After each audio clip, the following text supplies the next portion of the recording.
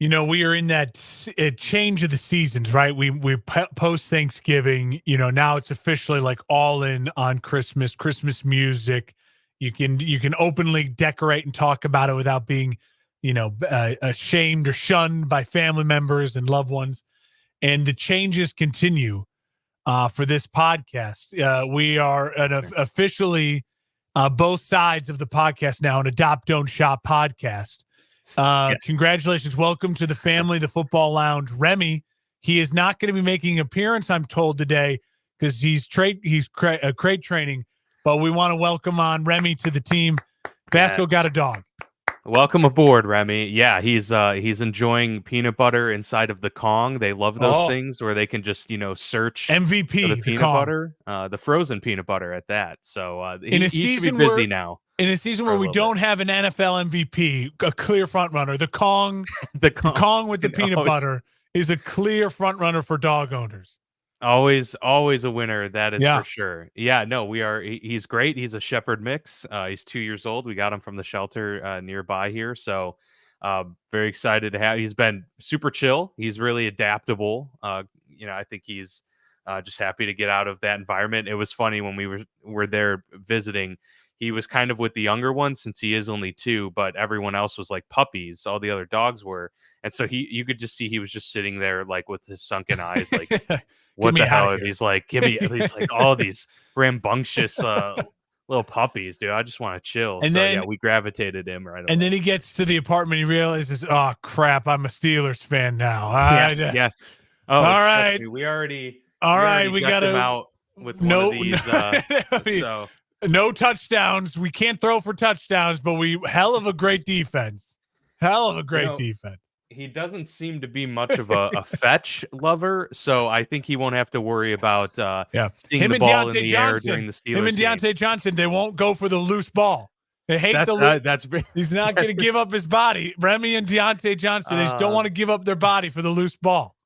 That is perfect. That is great, man. That would have to be his middle name, Remington Deontay Vasco. Moving forward, I love it. Well, it was a week of some very marquee matchups with obviously huge some wins. Implications in division. There are a couple of big divisional matchups. We had a couple. They put up or shut up time for like the Bills, for instance, and the NFC East kind of shaping up as we speak right now. But the big takeaway, of course, as we launch ourselves into this Week 12 recap, is that some of these teams are separating, and the Philadelphia Eagles are among the top. They're always continuing to pull out a victory, even when they don't look so great.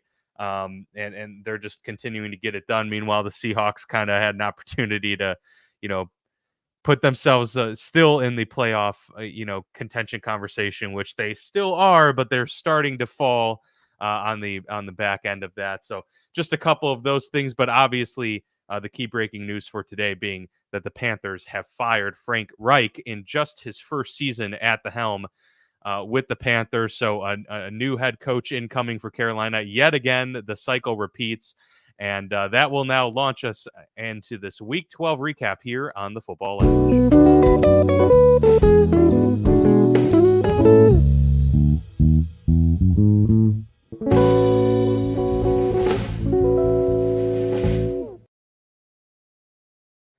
And cue the jazz music. That was, I'm assuming, the music that was playing in the elevator for Frank Reich as he was heading out of the building in Carolina. For the last time. But yeah, I think we should start with that news, Mark, since it was breaking and it was kind of the biggest move of the day so far. I think that both of us can say with certainty that, this was underwhelming even for the state of where the Panthers are at. 1-10. I kind of tweeted about this earlier today. Did he get a fair shake? Was he given, the proper weapons to kind of do with this team what owner David Tepper wanted? Probably not, but you can't start 1-10. No matter the circumstance. It's not, especially in the terrible NFC South. Like, you had the easiest division in football to start 1-10. That's just really brutal. Maybe he didn't get a fair shake, and maybe Frank Reich is a good coach. But as you pointed out in the pre-show, this is the second time in just a matter of 2 years that Frank Reich has been fired mid-season. So at a certain point too, you gotta look inward and say, what could I have done better? But I think, Mark, overall, that he wasn't done um, any favors by the staff there, including the GM Scott Fitterer making that deal with the Bears, getting rid of a top playmaker that DJ Moore that Bryce Young could have used. So there's a lot of moving pieces here and a lot of blame to go around. But Frank Reich, of course, as the head coach, gets the axe here. Yeah, the Panthers have been a horrible, horrible organization over the last couple of years since David Tepper took over. It's been really fun on Twitter to see all this, the screenshots. This is from Ken Jack, who's great. He's with Barstool Sports. Since David Tepper took over as the owner, they spent a third-round pick on Will Grier. Will Grier just was released from the Patriots practice squad. They signed Teddy Bridgewater to a $33 million guaranteed deal. They cut Cam Newton. They traded a second, fourth, and a sixth for Sam Darnold. Remember that.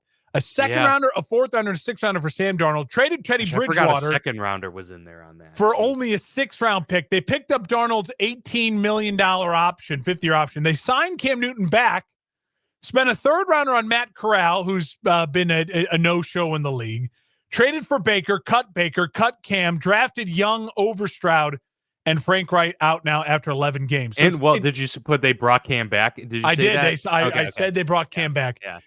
So obviously it's not. You feel bad for Frank Reich. He didn't get a fair shake at all. He didn't get a fair shake at all. Starting 1-10 is not great. I think the thing that was for the death for Frank Reich is that there didn't seem to be any sort of pop with Bryce Young at all. There wasn't even the moments where you're like, ooh, okay. With Justin Fields last year, there were times when it's like, man, look who he's throwing, dude. They're just dropping balls left and right. That's a great ball. And they just no one out there. After Mooney got injured and Claypool was a no-show. I mean, there were times when he was throwing to guys that aren't even in the league anymore. And you're like, God, I just feel for him. Like, get him some help. Bryce Young, while yes, it's clearly there's a struggle for who he's throwing to. There's still just zero like pop at all with this offense. And that's on Frank Reich. I will say, I think in the long run, good for Frank Reich to kind of get out of that situation because it's not getting any better in Carolina. And David Tepper, to me, seems like now one of the bottom 5 owners in the NFL that you want to work for. I mean, he seems like he's a nightmare to work for. So good luck to Carolina. That is not an attractive job. The only thing you'd say is attractive about it is that you have a rookie quarterback on a rookie salary in a winnable division, but you got a lot of work to do with a GM that now I don't really trust the GM to do anything. He was the one who signed off on the deal to get Bryce Young. Clearly he's being, I don't know if he's being micromanaged by Tepper or he's just himself kind of incompetent. So it does not seem like a desired job at all. No, it's no one knows where the direction for this franchise is headed, and I think that's the biggest factor in the issues that Carolina has seen over the last 3 years is that clearly David Tepper is passionate and wants to win. That's why he bought the team. But there are downsides to ownership in the league when it comes to how you actually experience a NFL season versus how you relate to the daily grind or the process that it takes in the National Football League. Yeah. I don't know David Tepper on a personal level, of course, but it appears to be that this is kind of like just a fan running a team. And there are issues with that, right? Like sometimes a fan running a team can be great because a lot of times fans are, no excuses type of thing. And they are maybe more willing to get off the hot track earlier and be more willing to take chances and risks. But the downside also is maybe not understanding what's required of a hire and what tempering expectations actually means. A lot of fans every year want their team to go to the Super Bowl. It's just not realistic. Coming into this year, my goal as a Steelers fan was to see significant improvement in Kenny Pickett and an offense that could build a foundation for years to come. Don't expect them to win a Super Bowl and still don't. But there's a lot of fans that just only want one result. Seems like David Tepper only wants one result, and that is you've got to compete for a Super Bowl every year. That's great for a standard to have, But when you're at the state that the Panthers are at in their franchise, you have to be realistic as well and say that it's going to take training wheels for 2 Yeah. years. We're gonna have to get a quarterback that works, and there's just a lot of pieces like that. But to your point, Frank Reich wasn't getting the improvements out of Bryce Young that most people wanted and expected. And Peter Schrager pointed this out on Good Morning Football this morning. They have the most expensive coaching staff in the league by far. They have Jim Caldwell. They have Josh McCown. They have very experienced guys on that staff. And so for the result to be 1-10 with an experienced group, with a lot of former players on staff, with former head coaches as coordinators, you do expect more. And so from that standpoint, I understand the move. Question is, what are the Panthers going to do now? It's like, who's going to be? I don't know of many great coaching candidates that are coming out this year. Obviously, we've heard Jim Harbaugh to the Bears is big news. So maybe Jim Harbaugh is in the Carolina Panthers radar. But I'm just not sure of who's out there right now that would be a good candidate for them. Frank Reich seemed like a good guy, maybe a good culture dude. So it is surprising at that point. But anything else you want to add before we get into the games? No, I think you nailed it there. I think the thing for Panthers fans will be it's just you're now you're already a non-desired free agency market. It's not a big market, Carolina. I mean, it's a nice place. Yeah. We both love Charlotte, but other than that, you're in a real rut where this is the type of franchise that really needs to build through the draft, and you don't have draft picks, you don't have draft capital, and you have a GM that I would have zero faith in building through the draft. And I don't even know if the GM's calling the shots. It seems a lot like Tepper. This was his guy. Bryce Young is his guy. And so it's a bleak Monday morning, Cyber Monday for the Carolina Panthers. Yeah, for sure. Brutal. Cyber Monday for the Carolina Panthers will go down in history. Yeah, it will. All right. Well, let's get to the Thanksgiving slate. Hope everyone had a great holiday. Black Friday, Thanksgiving. We got Cyber Monday now, just full of holidays here on the Football Lounge. So we hope you and yours had a great time.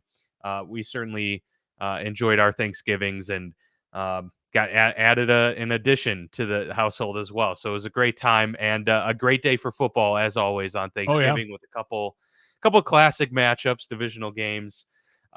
Starting with the Packers and the Lions. Jordan Love looking a lot better. I know he's kind of been the talk of the town over the last few days about his improvements, beating the Lions 29-22, an unexpected outcome as the Lions fall to 8-3. They're still very much in firm place in the division, but obviously they were trying to potentially push for the 1 seed, which the Eagles keep moving that goalpost further and further now. So brutal loss for the Lions at home on Thanksgiving, which is a Detroit staple.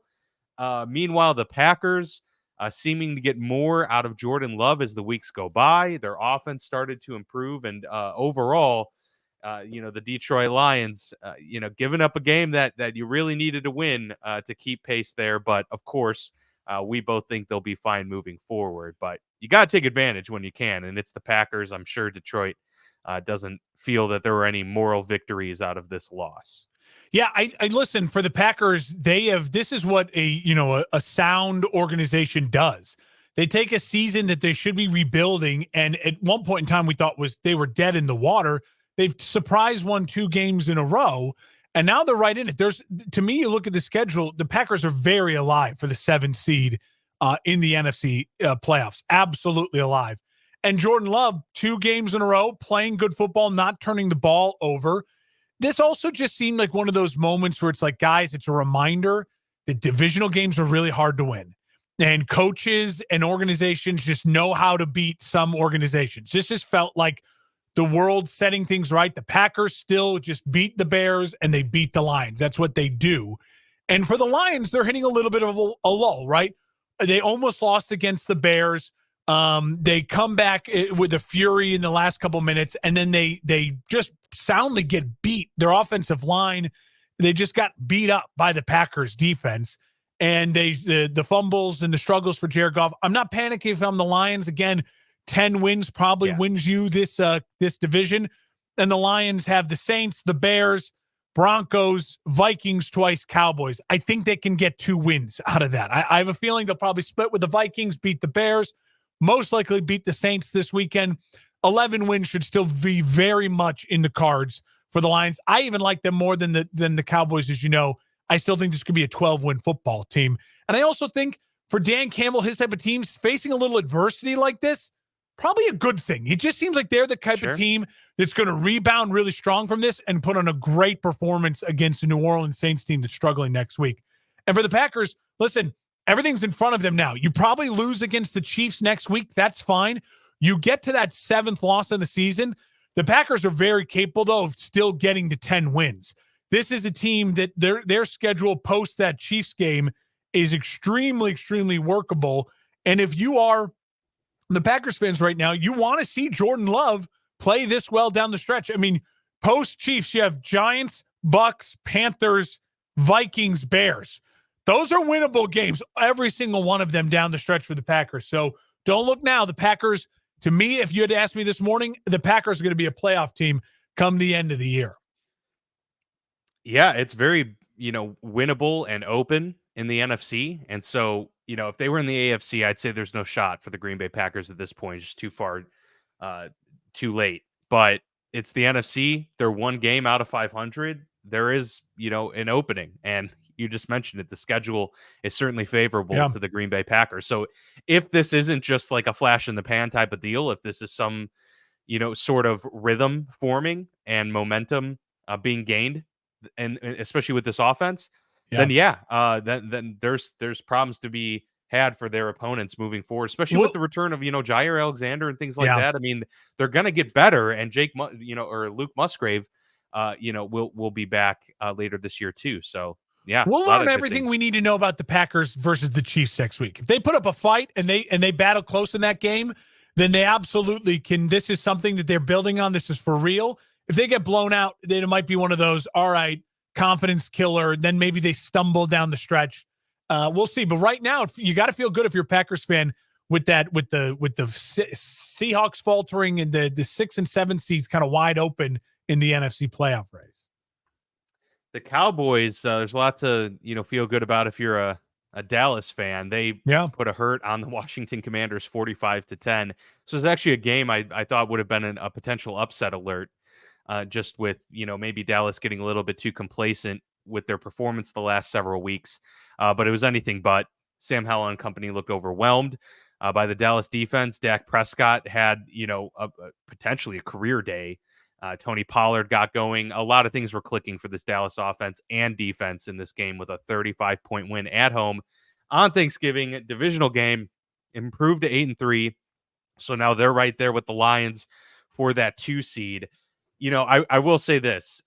We've mentioned it time and time again that we're not going to pick the Dallas Cowboys to make a Super Bowl until we see it, just because of everything year in and year out of them overperforming in the regular season, underperforming in the postseason.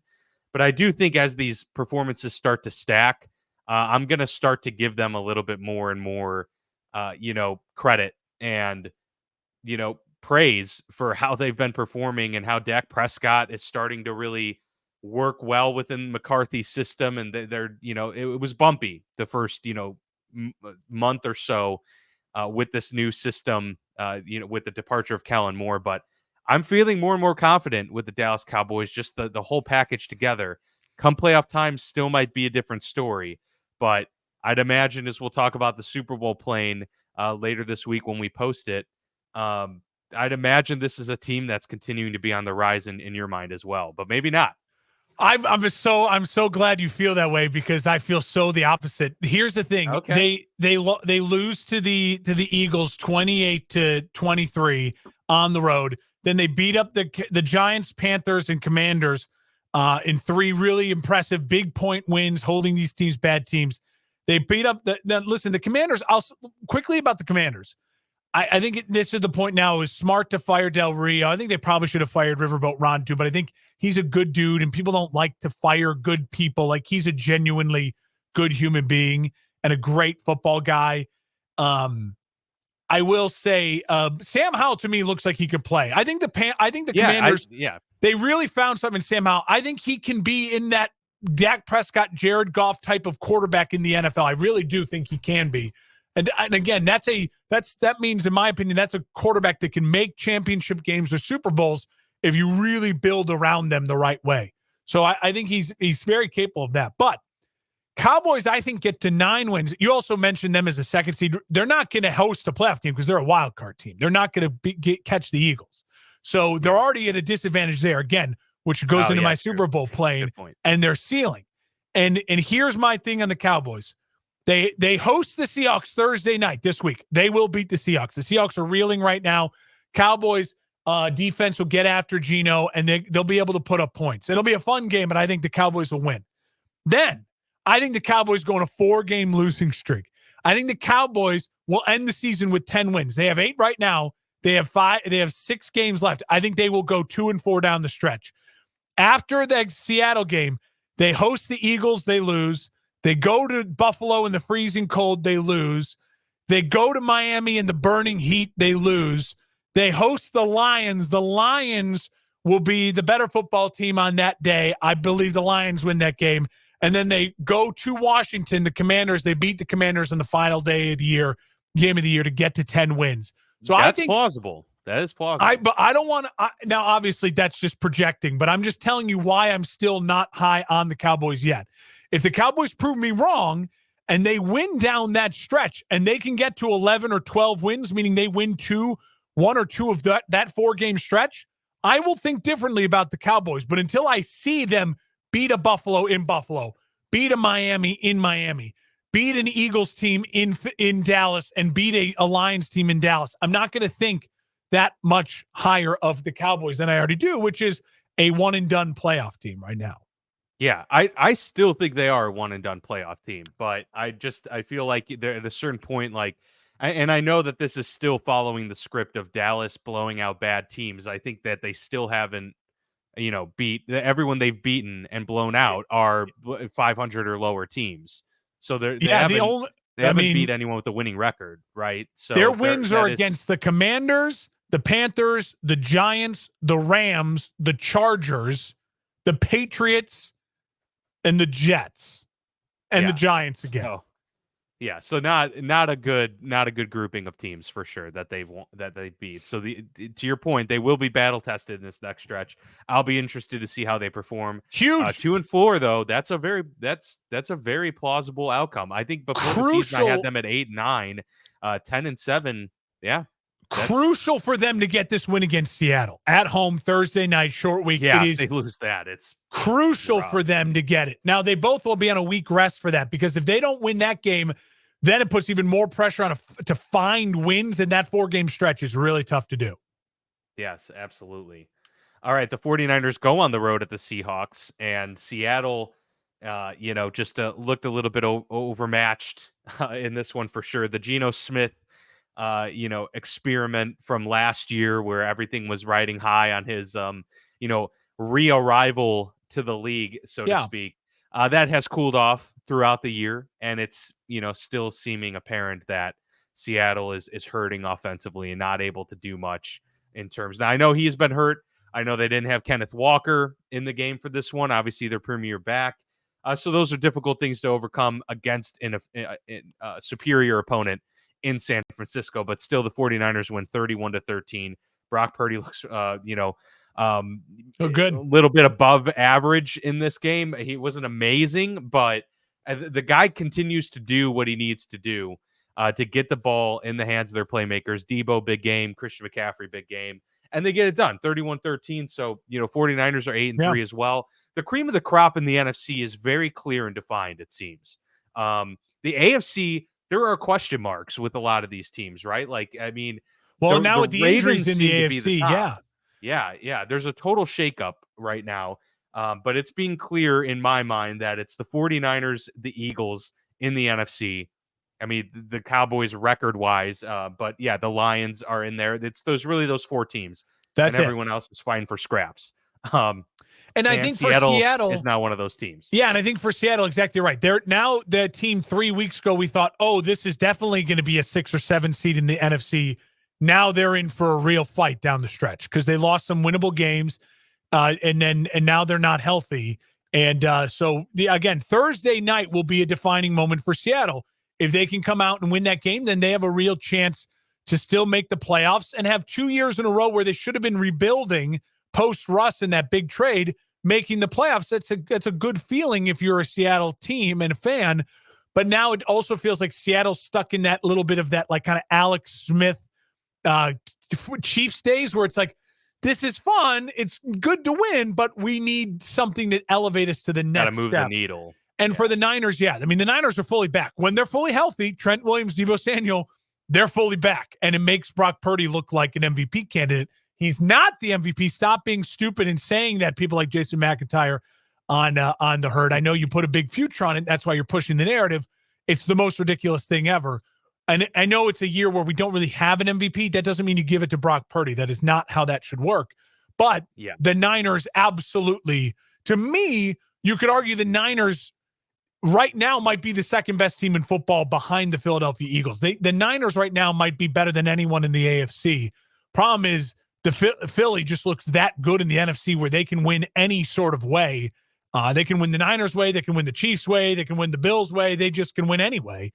And so, I nothing else more to say about this game. It was an easily predictable game. The kind of the favorites won all on Thursday, except for the Lions, and then with the Black Friday game too. Yeah, absolutely. If there's an MVP to come out of San Francisco, in my view, it's Christian McCaffrey. He's been the thing that's like been a constant for them. Even when Brock's played poorly, Christian McCaffrey has come through time and time again. So I would, if I'm going to bet a future on a year where there's not a clear MVP, maybe I'll go running back and Christian McCaffrey. But yeah, you mentioned it, the Black Friday game, Dolphins on the road at the Jets. Kind of a similar game in this way where, you know, the Dolphins didn't have like their best day offensively by any means. Tua threw 2 interceptions in this game, but they still blew the doors off of the Jets. And that's because Tim Boyle was starting and the Jets offense just still can't get much going at all. 34-13, Miami wins. Kind of, in my view, is a good win for Miami, even though it was a predictable win for them. Because it seemed like there was like a 2-week period there where it's like, oh, is Miami starting to like cool off? Are they starting to fall and have some issues? Devon Achane got hurt. They missed him for a little while, but no, this was a 34-point performance, despite having, losing the turnover battle there. 8-3. They're still very much, in the mix in the AFC, and they're looking good for the division crown right now. So Miami, you won the game you're supposed to. Meanwhile, I think it's officially over now for the Jets. I thought there was still, I didn't think there was a hope for them, but I think this shuts the door on any chance for some like miracle comeback. Yeah, I want to make sure I put it out there from my perspective. I still believe in Robert Saleh should be the head coach of the Jets football team. His defense is playing exactly the way it needs to play. And they're a very good unit. He's great on his side of the ball. And it seems as though there's just a lot that goes on over his head that he's not in control of. That's not really fair to him. I would still give Saleh the chance. Also, the idea of firing Saleh and Hackett and all this and cleaning house, but then keeping Aaron Rodgers. When they brought in Aaron Rodgers, obviously no one predicted that they'd blow his Achilles, but this was a 2-year window. You're just going to keep this together. So I hope that they don't do anything crazy and stupid. I think that they should keep Saleh around and give this thing another chance. On the other side of it, for Miami's a legitimate threat for the 1 seed in the AFC, and not anyone's really talking about it right now. If you look at Miami's, we're talking about people's upcoming schedule, 8-3. They have the Commanders, they'll win that game. They have the Titans in Miami, they'll win that game. They have the Jets in Miami, they'll win that game. All of a sudden, they're 11-3. A game against the Cowboys, I predicted they'd win 12-3, and then it's Ravens-Bills. By that point in time, the Ravens and the Dolphins, that could be the 1 seed in the AFC. Now, this game is in Baltimore. I would give the edge to Baltimore. I think Baltimore's the better team, but you never know what can happen. Miami will be, come week 17 and 18, absolutely in the hunt for the number 1 seed. And that game against the Bills could be really important because it could be Miami trying to lock up the 1 seed while the Bills trying to make the playoffs. Divisional matchup at the end of the year could be a really fun one. So keep an eye out for Miami. They're going to be absolutely 100% alive in the 1 seed. And no one, you don't want to go play in the cold of Buffalo or in Kansas City in the wet and snow in an AFC championship game. You'd rather be in the wet and snow of Kansas City in an AFC Championship game than 80 degrees and humid in Miami for an AFC Championship game when you're not prepared for that, because that will zap you like a dog. So Miami, they are in the driver's seat for a 1 seed, and they control their own destiny with the game with the Ravens coming on up. Yeah, that's a good point, because the Ravens' schedule is not very favorable moving forward. Now, they are 9-3. They play the Rams next week, so we assume 10-3. But then it's at Jacksonville, certainly not a gimme. Tough game. At the 49ers, that's a very really tough game. I feel like the 49ers win that game. Then, like you said, it's they're home against the Dolphins and then home against Pittsburgh. They could lose 3 of those 4 games, and we're still talking about an division. 11-6 team. They'll still win their division, but the Miami, pathway, everyone's just talking right now so much about Kansas City and Baltimore, the 1 seeds. Keep an eye on Miami. Miami, it could stack wins here really easily and then close out some teams in the last 2 weeks of the season. No bye weeks this week for any team, so we have the full slate with Thanksgiving and Friday. We'll get to the Sunday action after a brief word from our sponsor, Durham Remodeling. Serving the Quad Cities area since 1973. And with over 50 years of excellence on their track record, you'll see why it's so easy to trust their experts when it comes to all of your home improvement projects. This family-owned business has you covered on all your needs. Protect your home or building from the elements today and get great roof repair services. Need new windows? No problem. Durham Remodeling can upgrade your windows and doors.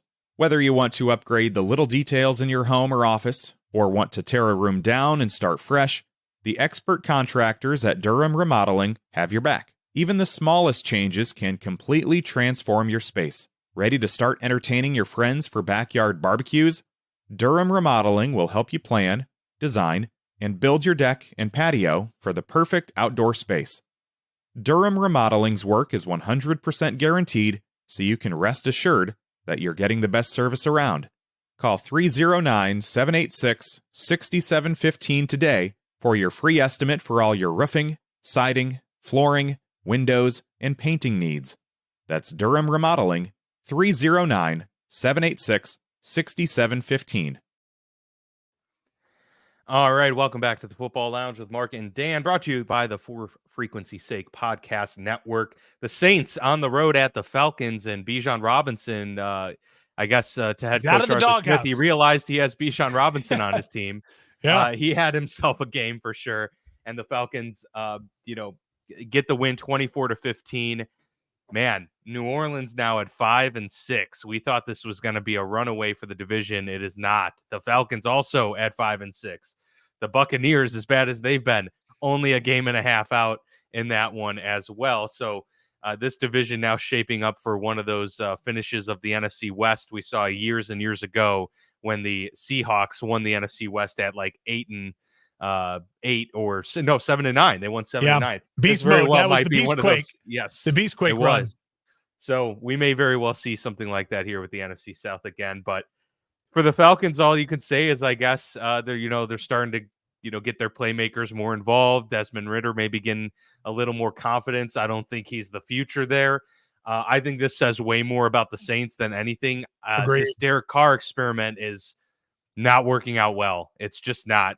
For whatever reason, I'm surprised. I thought Derek Carr is one of the top half quarterbacks in the league. He's not playing like it this year. And despite them having a somewhat solid defense, the injuries to Michael Thomas and Chris Olave even in this game have hurt. They haven't been able to get the ball in the hands of many other playmakers. It's just seeming to be like the walls are crumbling in New Orleans. They may be headed for a full rebuild before we know it. Yeah, New Orleans, it's really concerning. You kind of went all in on this, like extending this window, and Dennis Allen doesn't seem to be the coach, and Derek Carr doesn't seem to be the quarterback that is capable with this offensive scheme to really just take advantage of it. Poor offensive line play overall too. It's just nothing's working. There's no identity for New Orleans, and it's a really frustrating thing. I don't know of anyone who didn't pick New Orleans to win this division this year, and it looks like they're just letting it slip out of their hands. For Atlanta, kudos to Arthur Smith. This was a season-saving, job-saving type of win for him. This was a lot of people talking about him being on the hot seat. And I think he realized, all right, I got to empty the tank. I got to show you that I can use these guys while also showing that I need a quarterback. And I think that Atlanta is quickly going to become one of the most interesting teams in the offseason for who they go at. Do they get aggressive to try to trade up in the draft? They'd be a great trade partner to go from where they're at to number one. Because unlike Carolina last year, if they can just do it with picks, they have the talent. You know what I mean? Whatever that quarterback's not coming into an empty cupboard. So if they can really sell a team to trade up to it, for a bunch of picks or something like that, they could certainly be a team to keep an eye out for that. Or who knows? Maybe they are aggressive in the veteran quarterback market with a Kirk Cousins or someone like that. That's a really interesting thing for them. But in the meantime, right now, it looks like they are going to be the team that wins this division. And so Arthur Smith obviously will keep his job if he can lead them to a division win. And if I was Arthur Smith, keep doing what you're doing. Lean on your playmakers. Sell that to the fans that you're the guy who knows how to use those playmakers. Just get me the quarterback. With the way they play football, like if Arthur Smith is the guy moving forward and they do want to make one of those moves, go up and get a quarterback early in this draft, they could use picks, but they also, I know it's only a few years removed from a top 10 pick, but they haven't utilized Kyle Pitts since he's been there. Yeah. He could be a piece where you're like, okay, this just isn't working within our scheme. It's not how we want to dial it up. True. But some other team might be very enticed by the talent level of Kyle Pitts to say, hey, we'll give you Pitts and a first this year, first next year, and maybe we can move up. They don't even need to go to the number one spot. They could get a Drake May or a Bo Nix and maybe feel good about that. Yeah. So top 5 pick, top 6, they could go for it. If I'm the Chicago Bears, I would love to take this year's Atlanta's pick, which would probably be a top 15 pick. Maybe they make the playoffs. So, and then like next year's number one as well, plus Kyle Pitts and some other things. I would take that for the number one overall pick. That'd be pretty solid. Absolutely. The Steelers go on the road at Cincinnati. We did not talk about this since the news came after our show last Monday. But the Steelers actually did it. They fired Matt Canada. Crazy. Something I didn't know was ever going to happen. Pittsburgh, for the first time since 1941, has a coach fired in the middle of a season. And that coach fired himself. So literally, it hasn't happened. So very, very unprecedented times in Pittsburgh. Mike Tomlin felt that a move had to be made. I was under no illusions that this was going to solve their offensive problems, that Kenny Pickett was all of a sudden going to look great.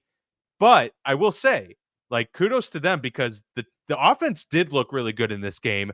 They just shot themselves in the foot with not challenging the Deontay Johnson touchdown and then fumbling the ball the play after. A penalty late in the first half, took away what would have been a promising touchdown drive, it appeared. So there are a lot of things that really contributed to this being a 16-10 win versus what could have been a 26-27 point victory for Pittsburgh. So I was really encouraged from what I saw from the offense, and, having just, it's obviously the same system, but having someone different make the decisions on what play is going to be called, having someone else make the decision on how the game plan is going to be set throughout the week. They have, 2 guys doing this. It clearly seemed to have worked for 1 week. Now, it was against the Bengals defense, so we're not going to read a whole lot into it. But the Pittsburgh Steelers played the most difficult slate of defenses the first half of the season. Now they're starting to get into the territory where they're going to have the easiest slate. It's open. So, look, the offense should start to look a lot better. That's what should be expected of this team. Kenny Pickett looked a lot more comfortable, and they took shots down the middle of the field. Pat Freiermuth, hello, welcome to the league this year, because he had 9 catches all season. He had 9 in this game. A lot of things looking good for Pittsburgh. Meanwhile, the Bengals, it is over. It's they're not good enough roster wise to make a push. They should go into the tank, get as high of a pick as you can to help this roster, because this is just a lost year, and that's okay. We talked about it. I will say I was pleasantly surprised with the Steelers' offensive output as well. They finally got over 400 yards. That alone should just feel good. Which isn't that funny that it was the first game after, since Matt Canada got fired. I didn't even expect that was going to happen, but literally the first game after he leaves, and they finally break the streak, which was the second longest streak without hitting 400 yards in the last 30 years. That's it's a weird thing. I mean, you're just bound for it to happen one game, and it finally did for them as soon as they got rid of Matt Canada. listen, this wasn't just a one game and now we make the decision on Kenny Pickett the offense. He's got the rest of the season to play it on out. And you're right. Luckily, he's got some defenses where he can pad some stats. Cardinals next week, they host them. They should blow out the Cardinals, get to 8 wins. Host the Patriots the week after that, blow out the Patriots, get to 9 wins. Then they have a really big game at the Colts. They should be able to win that game. Then they host the Bengals. They can win that game. This is a Steelers team that should get to 10 wins and to make themselves into the 6 or 7 seed. The thing will be, how do we feel about Kenny Pickett? What does he do down the stretch? And then what does he do once they make the playoffs? Can he surprise us a little bit? He'll be the starting quarterback for this team next year, no matter what. You give that quarterback when you draft a first rounder that 3rd year, because you don't have to make the decision on them yet until the end of that 3rd year, whether you're picking up that 5th year or not.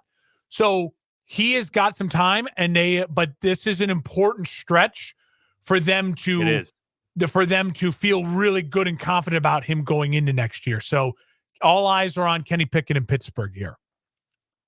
No question. It's going to be a do or die kind of stretch here for him. And obviously, to your point, he will get next year. So if he does somehow make a massive leap in year 3, then it'll be a different conversation. But for right now, for where it stands, for the feeling in the locker room, the ability to get free agents who want to come and play for and with Kenny Pickett, this is an important stretch. And maybe he can help turn some heads and, buck the narrative a little bit that has been out there.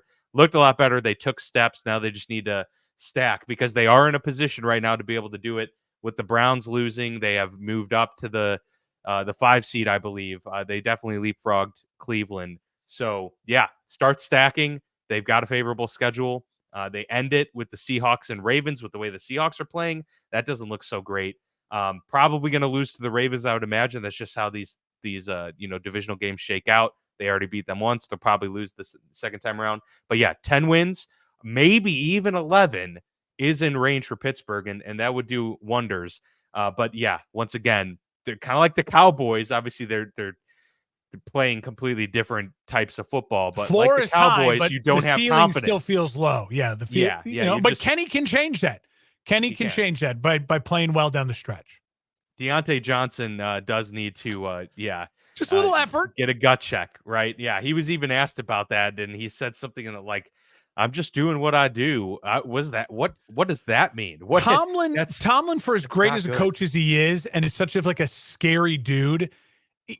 You wonder why he gives guys rope. He gives guys and I rope. think at times though he has to. I would like to see him taking some rope on some guys, because that's the type of stuff that culturally you'd like to see Tomlin lock that shit up.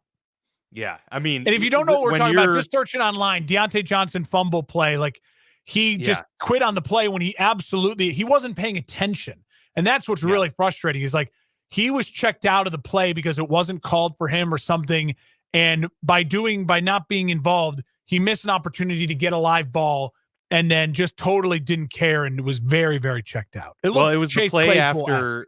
It was the play after he, dropped the touchdown, even though it probably should have been challenged. It would have been a touchdown because he got the third foot down, then dropped the football. He was probably pissed that they didn't challenge it, probably mad that he, didn't make it an easier call. And that's the very next play. And a fumble happens, and he could have been maybe in the area to fall on it. And at the very least, tackle the guy. Didn't do any of it, just kind of walked off. And that's not what you like to see from any of your players, especially one of your supposed leaders on offense. The Titans get a win over the Panthers, which helped contribute to the Frank Reich firing here, 17-10. It wasn't a convincing win, but Derrick Henry, they got him going a little bit more, which was, good to see from Tennessee, that maybe he does still have stuff left in the tank. I mean, he's had these moments this year, but he had a big workload in this game, which helped Will Levis, who has since struggled really since that first big outing in his, first game action, came back to earth a little bit. But, this is the type of thing that will give a young quarterback some confidence and just being able to lean on some of the, staples of your team. Derrick Henry is that. And so, the Titans are 4-7. They're not going anywhere this year. But maybe to get some of those wins for Will Levis, because I think we both would say that Will Levis is going to be the guy next year. He's going to be the starter. I don't think they're going to go and draft a quarterback. Mike Vrabel shouldn't get fired. And so to have some stability and to get Will Levis a little bit more comfortable. Any win means something. And so from that perspective, it was a nice win for Tennessee, but you'd like to win a little bit more convincing when it's against a 1-10 Carolina Panthers. Yeah, but if your team is better than the other team, then you win the game, then you're happy. You should be happy. Yeah, you did. And especially with the young quarterback, and he looked better than Bryce Young throughout the game, and they had a game plan for an identity to help the young quarterback. Yeah, a solid win for them. And for the Panthers, we just talked about, they're in absolute disarray. So listen, for Will Levis, I like this win. I think this was a good confidence building win, and they need to continue to build off it. No doubt. Absolutely. 4-7 on the season for Tennessee, 1-10 for the Carolina Panthers. The Buccaneers also are 4-7 on the season after dropping a close game to the Colts. Gardner Minshew willing the team late with a nice touchdown run of his own. 27-20 was the final. Indy now putting themselves in the conversation, maybe not necessarily for the South, although that certainly could happen if the Jaguars start to fall off, but at least maybe, potentially a wild card spot come season's end. They are 6-5 right now, looking good, starting to get some mojo going. Gardner Minshew didn't toss a touchdown this game, but didn't have to. And, all signs are pointing to Indianapolis starting to gain a little bit of momentum when it matters most. Meanwhile, the Buccaneers are starting to fall into what we thought they were going to be early this season. They surprised us early, now are starting to get back to where we thought they'd be all along. Yeah, if you're the Colts, you say to yourself, can we get to 10 wins, right? That's the magic number to feel like you've locked up a spot. And you have games against the Titans, the Bengals, the Falcons, the Raiders, and the Texans remaining. So can you win 4 of those 5? And then the one game I didn't mention was the Steelers game, which they're going to be at home against the Steelers. They should be competitive in that game. Yep. So absolutely, the Colts could get to 10 wins and could make their way into the wild card spot. And if you are an Indianapolis Colts fan, you're just saying to yourself, we got the right head coach, and our running back, who we invested a lot of money in, is now starting to really come into form again. So you feel great right now if you're a Colts fan. And for the Bucs, listen, Baker, he's a tough SOB. He's not the reason why they're necessarily losing. It's, again, this team feels a lot like the Saints in the sense that they're just old and their window is closed, and it feels like they tried to extend the window when they probably should have rebooted. And they're a team now that feels absolutely ripe for a complete and full reboot postseason. Yep, it's all signs are pointing towards that for sure. A game that I think we should spend maybe 32 seconds on is the Giants beating the Patriots 10-7. What a disaster. Again, Mac Jones benched in favor of Bailey Zappi. I don't know what they're doing there. They either rip the Band-Aid or figure it out. Like, I think you should just have Mac Jones playing the rest of the year probably. Yeah. And just you deal with it, whatever comes of it. They're 2-9 right now. At this point, it's just best if you're New England to just keep losing.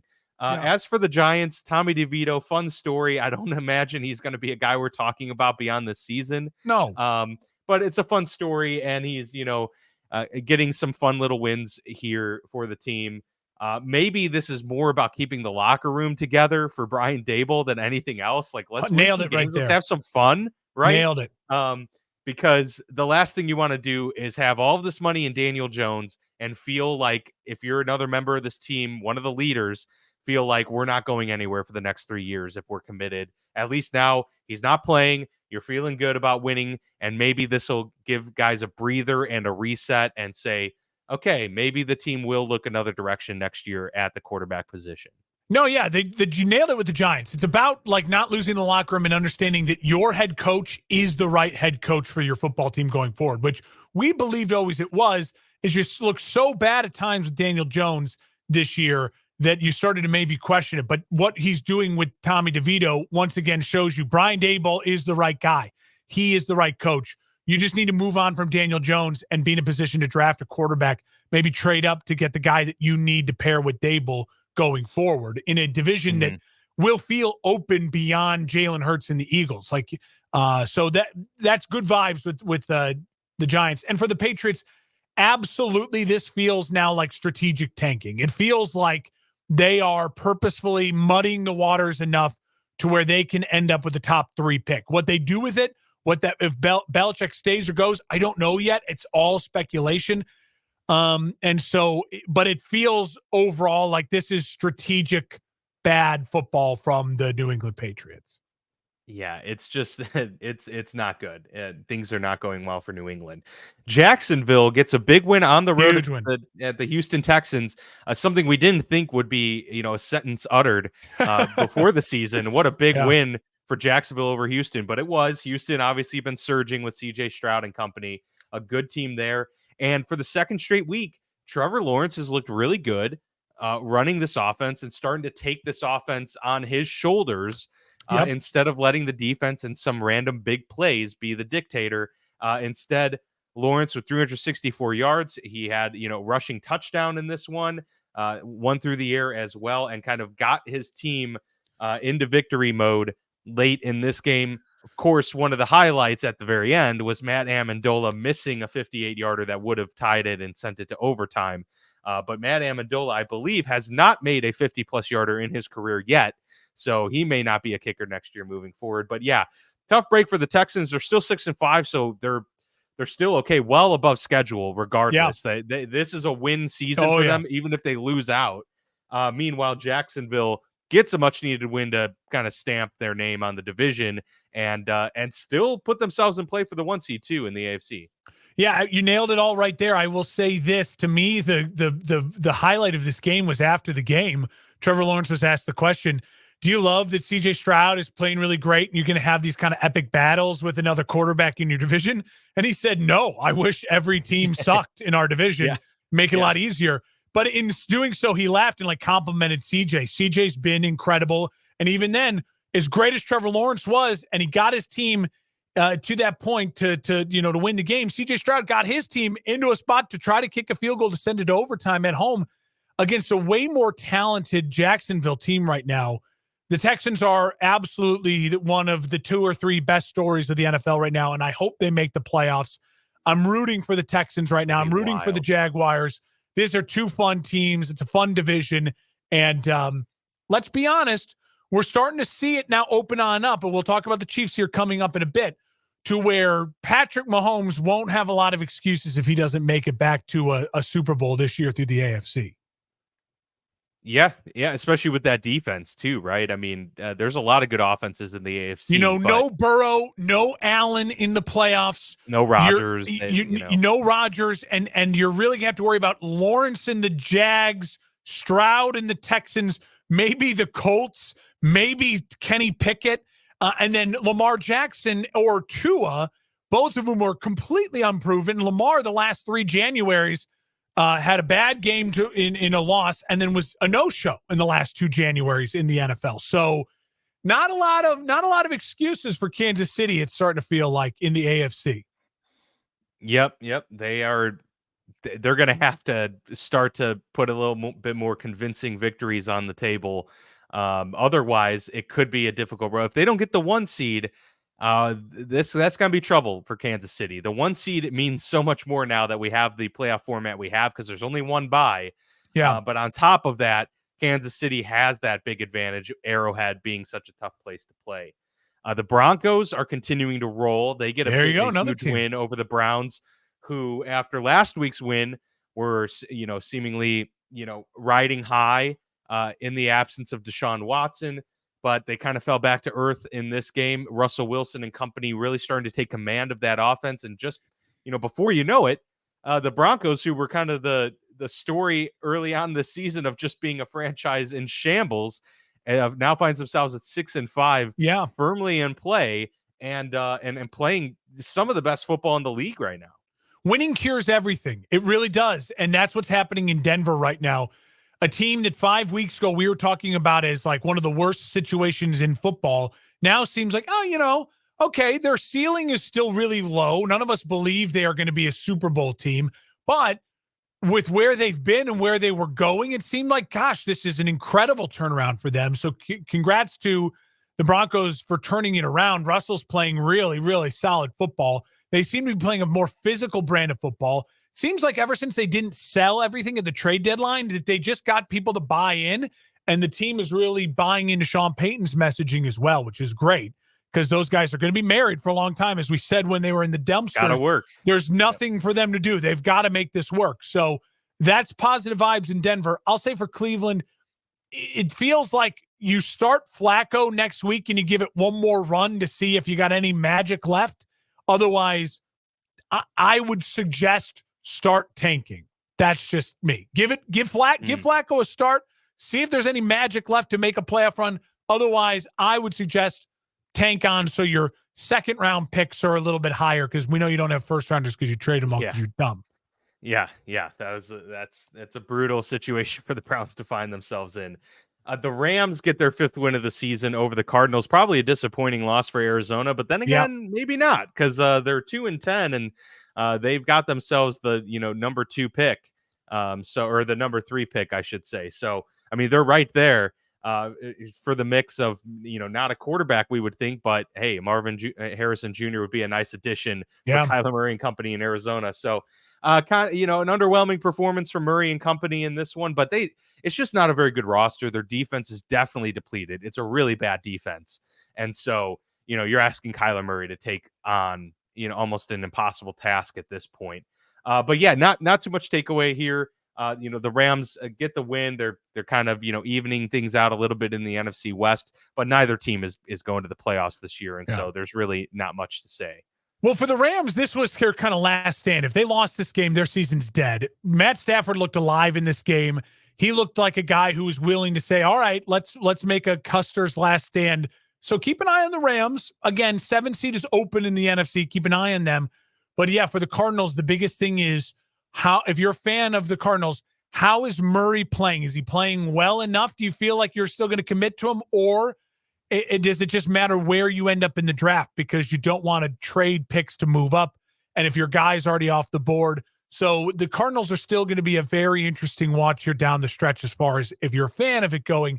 Similar again to the Bears, just what do you do? Where do you like your guy versus the potential? And it doesn't seem as though they're going to move on from Gannon, the coach. So I think that's going to play into the decision that the Cardinals will make. If they move on from Gannon, then it feels like, okay, now we're going to move on from Kyler. Now we're going to fresh start. Everyone's on the same page. If they stick with Gannon, I'm starting to feel more and more like Kyler is the guy, and they're just going to try to get as much talent around him as possible. Yeah, and they need a lot. So that would be a welcome sight for them. And they have the Texans, pick. So the Cardinals can easily in line for 2 improve. first rounders. Yeah, they could really improve themselves very early on. And we saw it with Houston. Two first-round picks last year was able to change the tide of the franchise. The Chiefs go on the road at the Raiders, and this one looked ugly and down not good 14-0 for Kansas City. Very early on in this game, you're like, whoa, are the Raiders actually going to beat Kansas City? The Chiefs finally leaned into the run much more in the second half, and Isaiah Pacheco, next to Travis Kelce and Patrick Mahomes, of course, is the 3rd best playmaker on this team right now, especially offensively. They still have issues with the receiving core. That doesn't seem to be, fixing itself anytime soon. So really leaning into the run game, which is built for January, might be the best move here for the Chiefs. Obviously, it worked in this game. They're able to win 31-17 pretty convincingly with that, late second half, fourth quarter push. And I just think that the formula is going to have to change a little bit for Kansas City, and that's okay, because they have Andy Reid, who can adjust and make these types of moves that win football games, and they still have the best quarterback in football to weather the storm as well. But yeah, let's lean into Isaiah Pacheco a little bit more. Let's win the physical battle more than we have maybe in years past. It's a recipe that's going to be working for them down the stretch. The Raiders, to me, once again showed they should absolutely sign Antonio Pierce, get the deal done, make him your head coach, and then they should absolutely be one of the 2 or 3 most aggressive teams like Atlanta for trading up and getting themselves a franchise quarterback, because they are just at such a disadvantage in that division with Russ, with Herbert, and with Mahomes. You've got to go get the guy.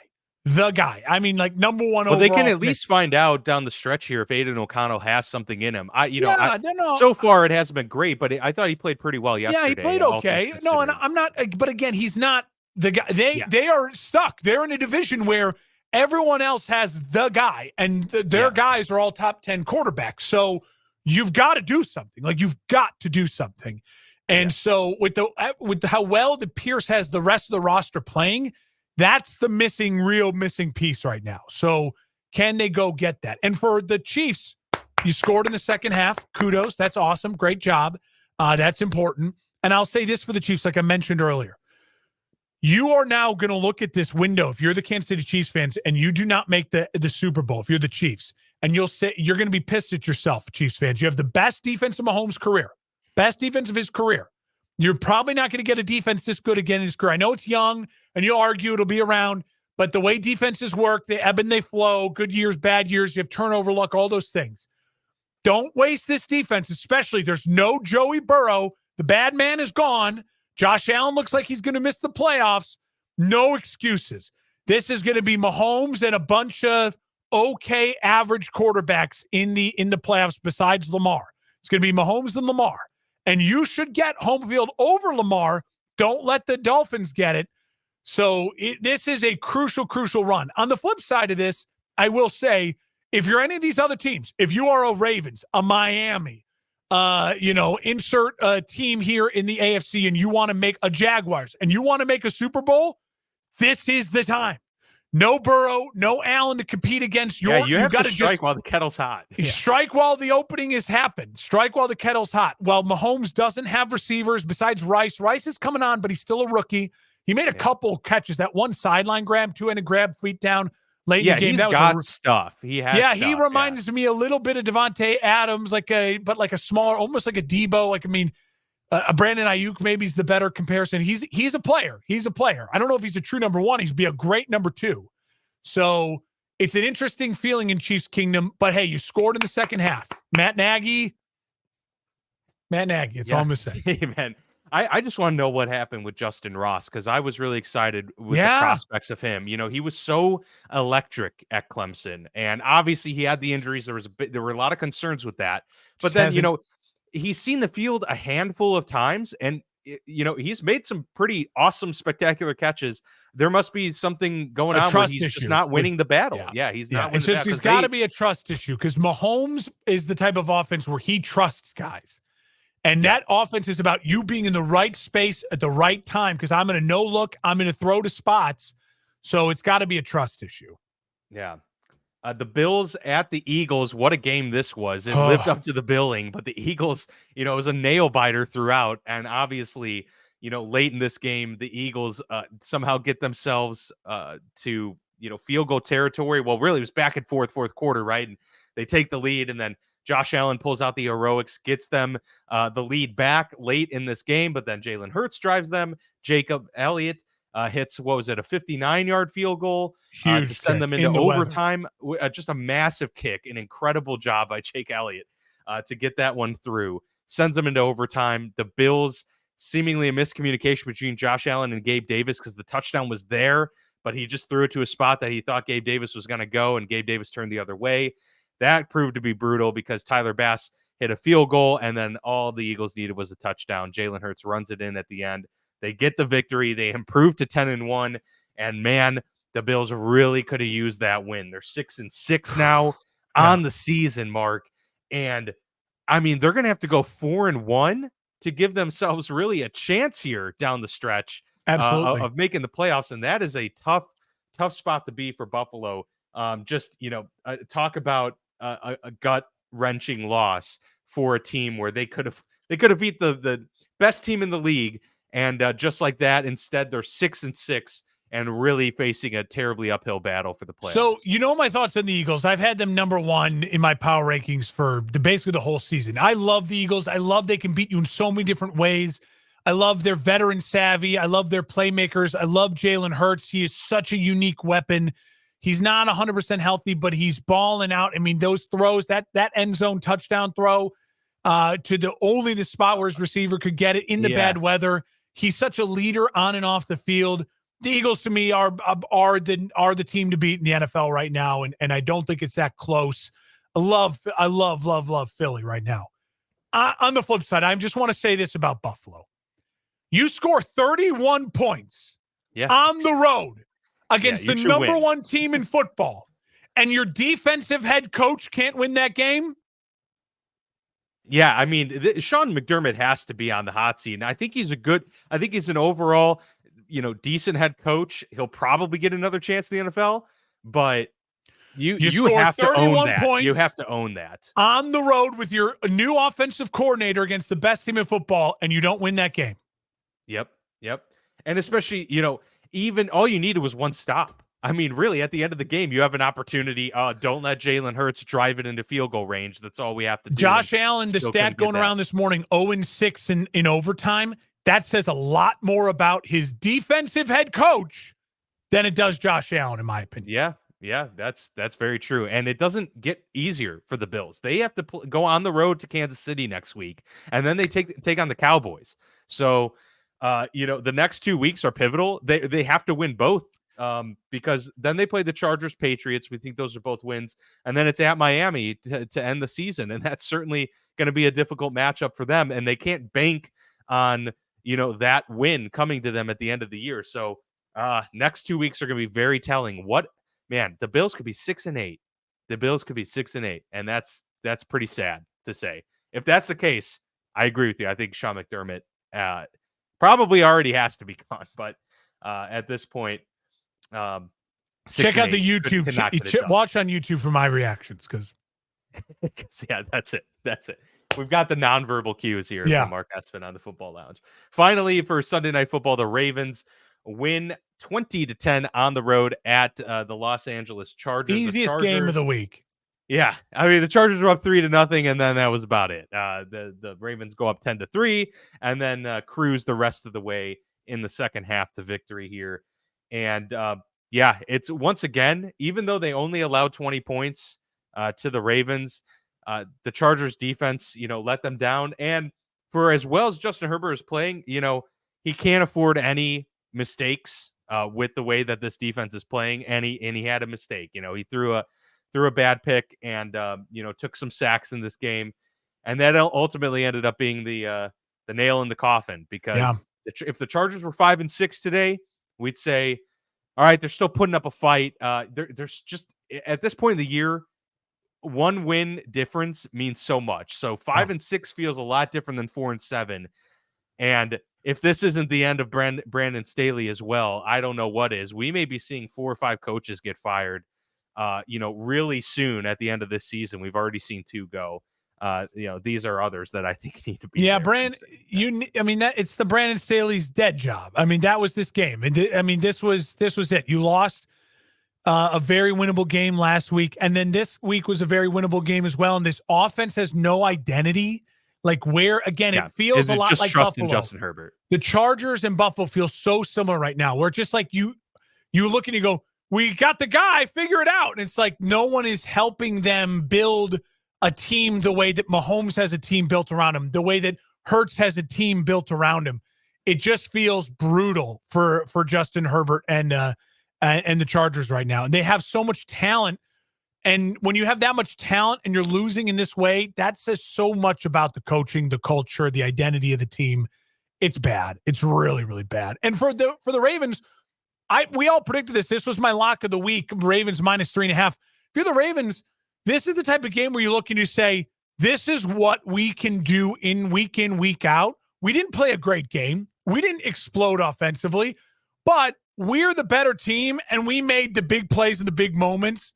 And who knew that Kyle Van Noy was still out there making plays? I totally forgot about that. He's a solid player, yeah. So he made some big plays, and for the Ravens, this was a really not a must win, but it felt like you needed it, because, as we mentioned, the Ravens have some tough games coming on up, and if they want the 1 seed, losing to a bad Chargers team like this would not have been helpful.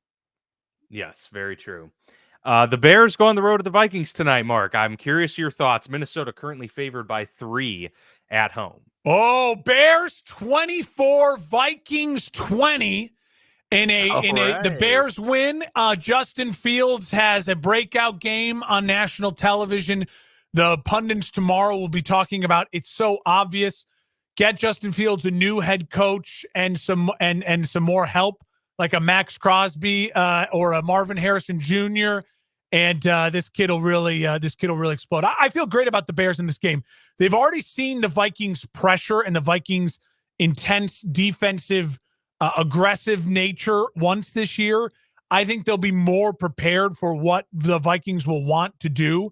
And I think you'll see Justin Fields understand he has a chance in prime time to put on a show. I love the way he ran the ball last week. I think you'll see more of that this week and say, you know what?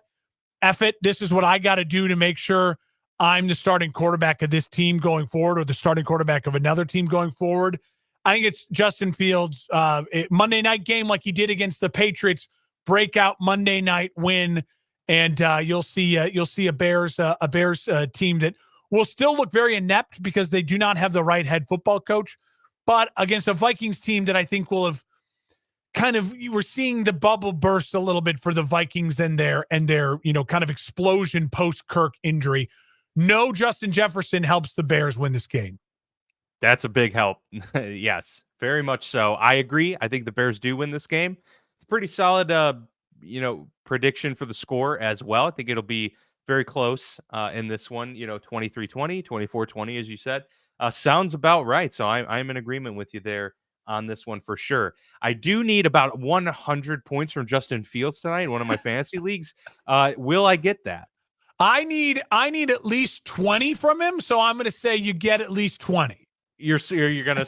Can we split the difference? Can we at least get maybe like 60? As long as make he it finds feel good. as long as he finds DJ Moore, I also have DJ Moore, and I need them. I need about 33 points combined from those two. So that's what I'm looking for.